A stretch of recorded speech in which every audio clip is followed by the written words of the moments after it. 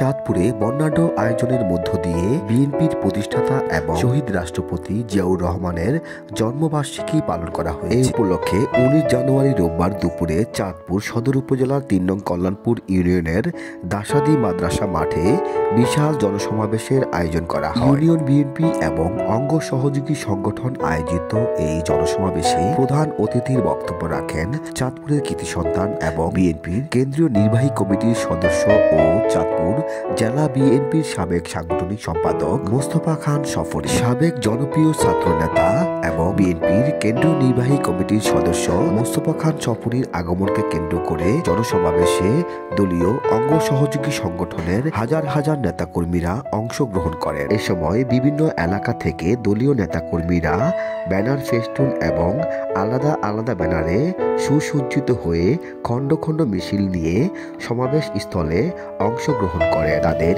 স্লোগানে স্লোগানে পুরো এলাকা মুখরিত হয়ে ওঠে।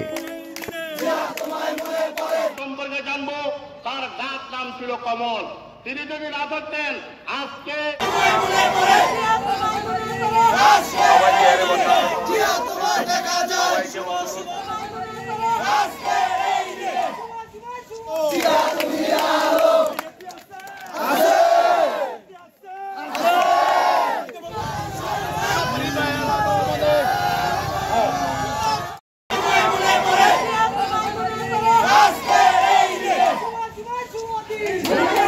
চাঁদপুর সদর উপজেলা বিএনপির সাবেক সাধারণ সম্পাদক হযরত আলী গাজীর সভাপতিত্বে এবং সদর উপজেলা যুবদলের সাবেক সাধারণ সম্পাদক শাহাদাত হোসেন খানের পরিচালনায় অনুষ্ঠানে প্রধান বক্তা হিসেবে বক্তব্য রাখেন জেলা বিএনপির সাবেক যুগ্ম সম্পাদক রাফিউজ শাহাদাত ওয়াসিম পাটোয়ারি। বিশেষ অতিথি হিসেবে বিএনপি এবং অঙ্গ সহযোগী সংগঠনের নেতৃবৃন্দরা বক্তব্য রাখেন।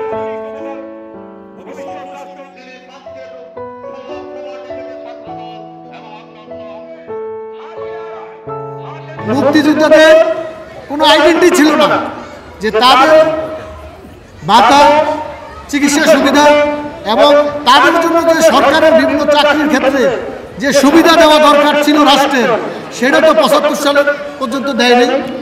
সেটা প্রথম জিয়াউর রহমান এই কাজটি করেছিল, মুক্তিযোদ্ধা কল্যাণ ট্রাস্ট করে। এর অসংখ্য কাজ আছে যেটা জিয়াউর রহমানের আমলে হয়েছে।